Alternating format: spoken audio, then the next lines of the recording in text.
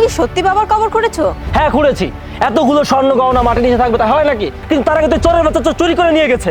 তোমার এত লোভ যে তুমি শেষ পর্যন্ত বাবার কবরটা খুঁড়ে ফেললে? আমার টাকা লাগবে, অনেক টাকা। এই তোদের যদি টাকা পয়সা লাগতো তাহলে তোরা কবর খুঁড়তি না?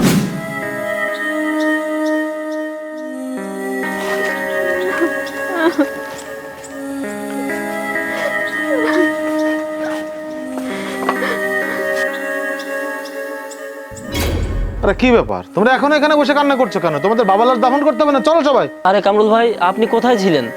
আমরা তো আপনার জন্য অপেক্ষা করতে করতে বাবার লাশ দাফন করে এসেছি। দাফন করে ফেলেছো মানে? আর এটা তোমরা কি করেছো? কামরুল ভাই, লাশ এভাবে কতক্ষণ রাখবো? বিদেশ থেকে আনা লাশ, পচে গেলে গন্ধ হবে, তাই আমরা দাফন করে ফেলেছি। আরে তাই বলে গোসল ছাড়াই তোমরা দাফন করে ফেলেছো? কামরুল ভাই, এখানে গোসল করানোর কি আছে? বিদেশ থেকে যখন লাশ পাঠায় তখন তো গোসল করিয়ে কাফনের কাপড় পরিয়ে তারপর পাঠায়। তাছাড়া আপনি এভাবে কেন কথা বলছেন?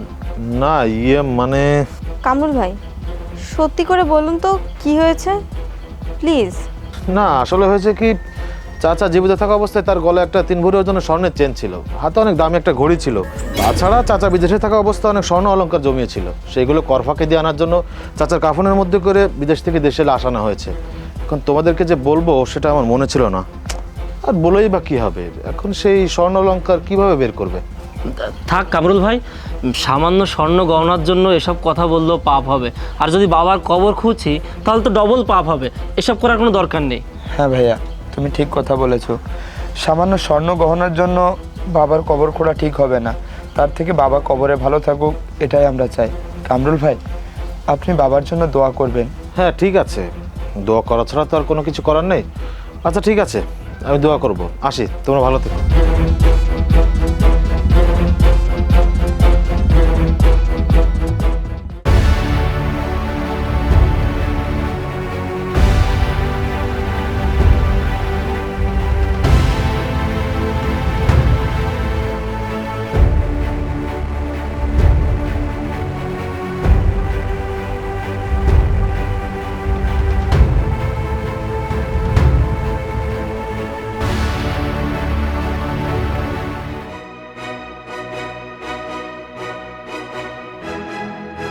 কি ব্যাপার আলামিন ভাই, হঠাৎ করে বাড়িতে ডাকলে? ও বুঝতে পেরেছি, মিলাদের ব্যাপারে কথা বলবে তাই না? আরে রাখুন আপনার মিলাদ। কিসের মিলাদ? আপনি একটা মিথ্যাবাদী। আপনি আমার সাথে মিথ্যা কথা বলেছেন। আর আলামিন ভাই, তুমি এসব কি বলছো? আমি মিথ্যাবাদী মানে? আরে তুই শুধু মিথ্যাবাদী না, তুই একটা চোর। বড় ভাই, এমন কি হয়েছে যার জন্য তুমি কামরুল ভাইকে চোর সাব্যস্ত করছো? হ্যাঁ আলামিন ভাই, তুমি কি কারণে আমাকে এসব বলছো? এই কিসের জন্য চোর বলছে তুই বুঝতে পারছিস না? তুই তো নিজের মুখে বলে গেলি বাবার গলায় 3 ভরি ওজনের চেন আছে। তুই বললি বাবার হাতে দামি ঘড়ি আছে, বাবার সাথে নাকি স্বর্ণ অলংকার আছে। তাহলে সেগুলো কোথায় গেল? চোরের বাচ্চা চোর, কথা বল। ভাইয়া, তুমি এসব কিভাবে জানলে? তুমি কি বাবার কবর খুঁড়েছো? কি হলো ভাইয়া, চুপ করে আছো কেন? তুমি কি সত্যি বাবার কবর করেছো? হ্যাঁ খুঁড়েছি। এতগুলো স্বর্ণ গহনা মাটির নিচে থাকবে তা হয় নাকি? তাছাড়া আমি দেখার জন্য খুঁড়েছিলাম যে আদৌ এটা সত্য কিনা। কিন্তু তার আগে তো চোরের বাচ্চা চুরি করে নিয়ে গেছে।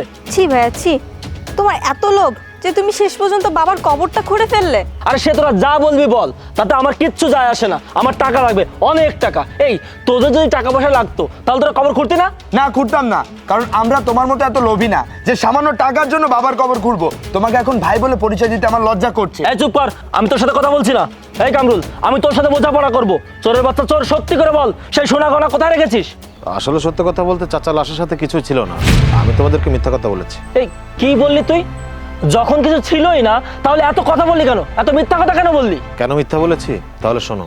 বাবা কামরুল, আমার শরীরের যে অবস্থা, বিভিন্ন রোগে বাসা বেঁধেছে। হ্যাঁ, আমি মনে হয় বেঁচে আর দেশে ফিরতে পারবো না। আচ্ছা বাবা, তুমি কি আমাকে একটা উপকার করতে পারবে? চাচা এসব আপনি কি বলছেন?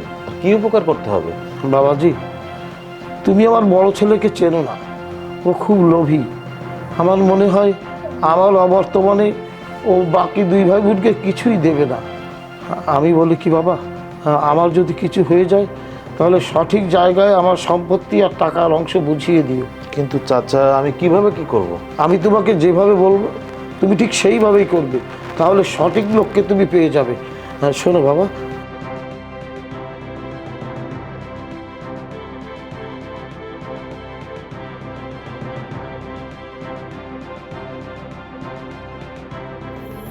এবার কি বুঝতে পেরেছো কেন নাটকটা সাজিয়েছি? ছি, তোমার টাকার এত লোভ, তুমি টাকার জন্য মৃত বাবার কথা একটাবারের জন্য ভাবলে না? বাবার থেকে তোমার কাছে টাকাটাই বড় হয়ে গেল। আলামিন, এই সমাজে তোমার মধ্যে কিছু সংখ্যক মানুষ আছে যারা সময়ের স্রোতে গা ভাসিয়ে মানুষের অবদানের কথা ভুলে যায়। তোমার বাবা তোমার জন্য কত কিছু করেছে, তুমি বড় সন্তান, তারপর তুমি বাবার সাথে এমনটা করলে। শুধুমাত্র তোমার ব্যবহারের কারণে তোমার বাবা আমাকে দিয়ে এসব কাজ করাতে বাধ্য হয়েছে। আমি প্রথমে বিশ্বাস করতে চাইনি, কিন্তু আজকে মিথ্যা নাটকটা সাজানোর পর আমি এটা বুঝতে পেরেছি টাকার কাছে সম্পর্কে কোনো মূল্য নেই। যাই হোক, তোমরা একটু দাঁড়াও, আমি আসছি। বড় ভাই, তোমার মন মানসিকতা এত নীচ সেটা আমার জানা ছিল না। তোমার টাকার প্রয়োজন সেটা আমাকে বলতে পারতে। প্রয়োজনে আমি আমার রক্ত বিক্রি করে টাকা দিতাম। তারপর তুমি এত বড় একটা জঘন্য কাজ কিভাবে করলে? ছি ভাইয়া ছি, তোমাকে ভাই বলতেও আমার কষ্ট হচ্ছে। একটা মানুষ কতটা লোভী হলে নিজের বাবার কবর খুঁড়তে পারে।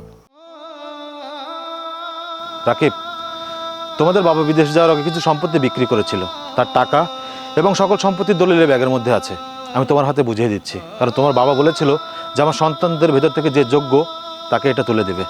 তাই নাও, ইসলামী শরীয়ত মোতাবেক তোমার ভাই বোন যেখানে যতটুকু সম্পত্তি পাবে তুমি তাদেরকে বুঝিয়ে দিবে। এটা ছিল তোমার বাবার শেষ ইচ্ছা। তিনি আমাকে বলেছিল যে আমার যোগ্য সন্তানের হাতে এই ব্যাগটা তুলে দিতে। আমার যতটুকু জ্ঞান হয়েছে এবং আমার জানা মতে তুমি এর যোগ্য লোক। কামরুল ভাই, রাকিব, মিথিলা, আমি আসলে টাকার মোহে পড়ে অন্ধ হয়ে গিয়েছি, তাই তো এই জঘন্যতম পাপ করেছি। তোরা সবাই আমাকে ক্ষমা করে দে। লামিন, আমাদের কাছে ক্ষমা চেয়ে কী হবে? আমরা ক্ষমা করার কেউ না। তুমি যে ভুলটা করেছো এর জন্য আল্লাহর কাছে ক্ষমা চাইবে, আর যদি পারো বাবার জন্য ভালো কিছু করো যাতে সে ভালো থাকে। আসো।